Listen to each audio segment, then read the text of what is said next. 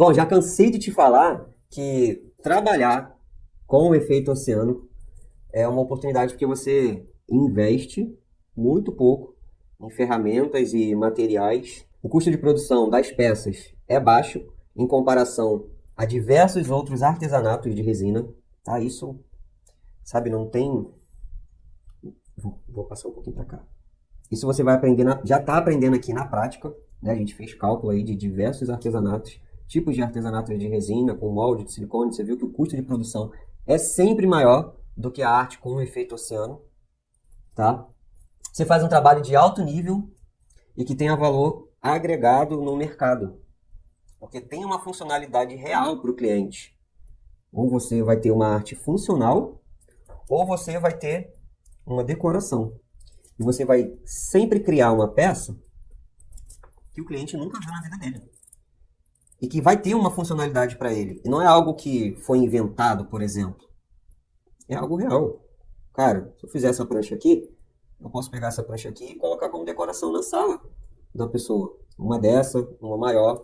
Mesmo que eu não seja marceneiro, mesmo que eu não seja artista, mesmo que eu não seja shaper de prancha, mas na resina, se você souber a metodologia, você faz trabalhos incríveis sem saber um monte de coisa de madeira. Sem nem ter ferramenta. Eu não tenho nenhuma ferramenta de corte. Então se você já, ai Guto, mas tem que ter ferramenta de madeira, de corte. Eu não tenho nenhuma. Mas eu vou levar isso daqui, o marceneiro ele vai cortar para mim, ele vai me cobrar uma merreca, porque isso daqui é simples para ele. A única coisa que eu vou fazer é passar a lixa nas bordinhas para poder ficar bacana. Tá? Ai Guto, mas eu moro em apartamento. Será que eu consigo? Olha, eu também moro em apartamento. Então, essa não é uma desculpa que você poderia dar, tá? Porque aqui também é apartamento. Então, dá para você fazer de qualquer pedacinho, de qualquer espaço que você tiver, uma arte incrível se você aprende metodologia da resina, tá? E você consegue criar e vender essas peças e faturar mais de 3 mil no mês, como minha aluna Damares, que ela entrou em dezembro, na verdade ela entrou em novembro, e ela participou do desafio. E em dezembro, ela começou a produzir as peças e anunciar as peças dela. E pasme, ela vendeu R$ 3.850 em dezembro. Ela começou a treinar em novembro e em dezembro ela já fez esse valor. Claro que ela aprendeu a metodologia, ela fez mudança nas redes sociais, ela aprendeu a se posicionar, ela aprendeu a ir para cima. Eu não vou te falar que você vai chegar e no primeiro mês você vai fazer R$ 3.850. Por quê? Porque você não é a Damares. Cada um vai ter a sua facilidade e a sua dificuldade para poder lidar com a parte empreendedora do negócio. Não é simplesmente produzir a peça que vai começar a cair dinheiro na sua conta, tá? Todos aqui são adultos, né? Eu estou lidando aqui com pessoas que têm idade para ser minha mãe e para meu pai. Então, eu não teria a audácia de chegar e tentar enganar qualquer um e falar que, ó, você vai conseguir também. Tô te falando que você conseguir, mas eu tô te falando que é possível. Porque a Damares, ela fez isso. A Jussara, ela fez também. A Jéssica, ela fez também. Eu tenho vários outros alunos. Tem Sueli, tem Sérgio, tem Vinícius Donato, tem Johnny. Então, tá mais provado que é possível você alcançar esse tipo de resultado se você se dedicar. Porque simplesmente se você aprende a metodologia, mas fala que não tem tempo, deixa as peças guardadas em casa, não parte para poder... não se entrega de verdade, né, a obter aquele resultado ali, aí você desanima não só de vender, mas também de continuar no seu hobby. Porque o que vai te dar energia para você querer produzir peças cada vez melhores é você o quê? Vender as peças, né? Então, por que eu estimulo os meus alunos a vender? Mesmo sabendo que o benefício, esse próprio trabalho aqui, ele tem o benefício terapêutico, porque é um trabalho manual, um trabalho artesanal. Então, o trabalho artesanal, ele tem o benefício terapêutico em si. Então, tem muita gente que a pessoa, ela não entra com a intenção de vender.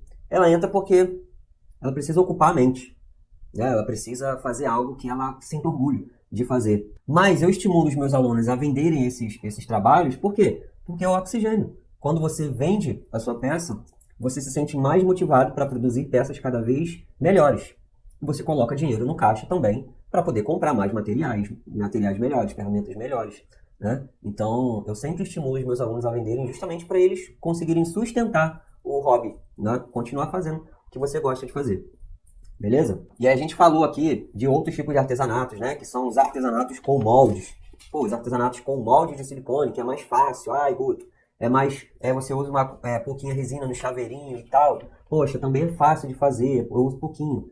Então, vender água também é fácil. Você pega um galão de água, um pacote de água, você vai pra rua, você vai vender água rápido. Mas quanto que você vai conseguir ganhar na água? Na garrafinha de água de R$ 2. E você vai ganhar R$ 1 em cada um. Aí você vende 30 garrafas, você ganha R$ 30. Então, bem fácil de vender. Só que o lucro é menor. Então, se você, ao invés de vender um produto que você vai ter R$ 30 de lucro, por que não vender um produto que você vai ter R$ 100 de lucro? Que você vai ter R$ 200 de lucro? Por quê? Cara, você já está ali fazendo. Você já está no benefício de produzir a peça. Você já está tendo o benefício terapêutico do trabalho manual. Você já gosta de fazer aquilo ali. Por que você vai ficar preso a ter uma margem de lucro tão pequena e ficar fazendo várias peças?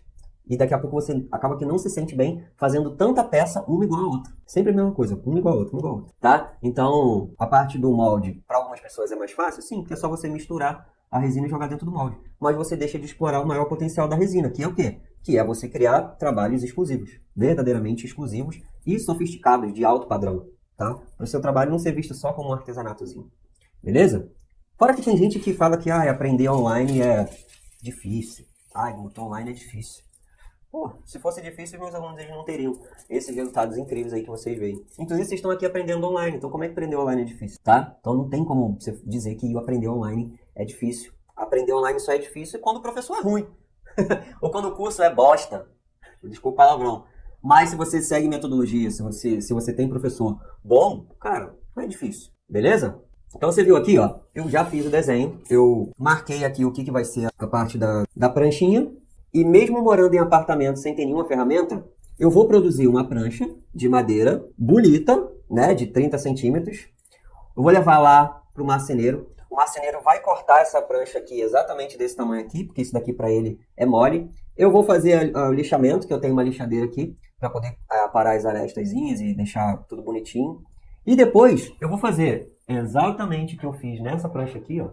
Nessa prancha maior, sem ter marcenaria em casa, sem ser um carpinteiro, sem ter serra-corte, sem nada.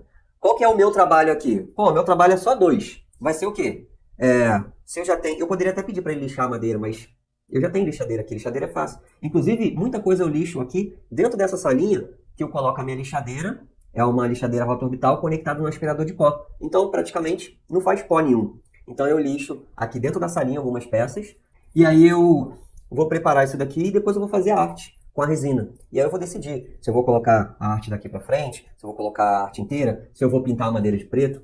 Eu vou decidir o que eu vou fazer aqui com essa madeira. Poderia ser, essa madeira aqui, essa madeirona, poderia ser o quê? Poderia ser uma porta de um armário que soltou na sua casa, ou a porta de um armário de MDF que alguém quebrou, jogou fora, tá na rua, e aí você ia lá, ia fazer exatamente o que eu fiz aqui. E aí não só o formato da prancha, mas alguma outra coisa, que você vai pegar o desenho, ia colocar aqui, ia pedir pro cara cortar, pediu pro cara cortar, depois você só vai vir com a arte.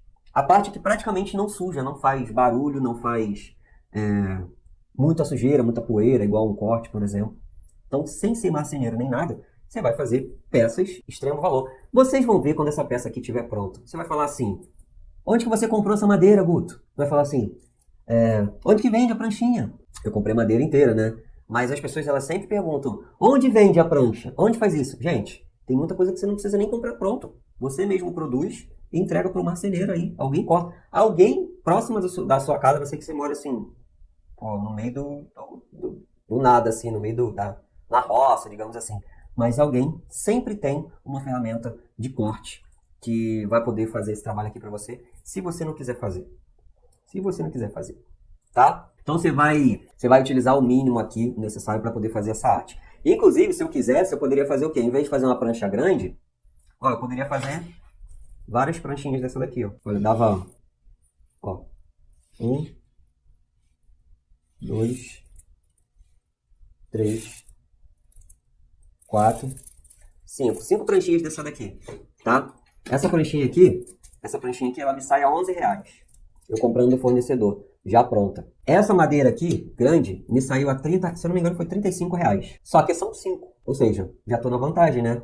Porque se eu comprasse 5 dessa daqui, eu teria que pagar 55. E aqui eu tô pagando 35. É claro que vai ter a parte do marceneiro também. Se você não vai cortar, vai mandar para ele.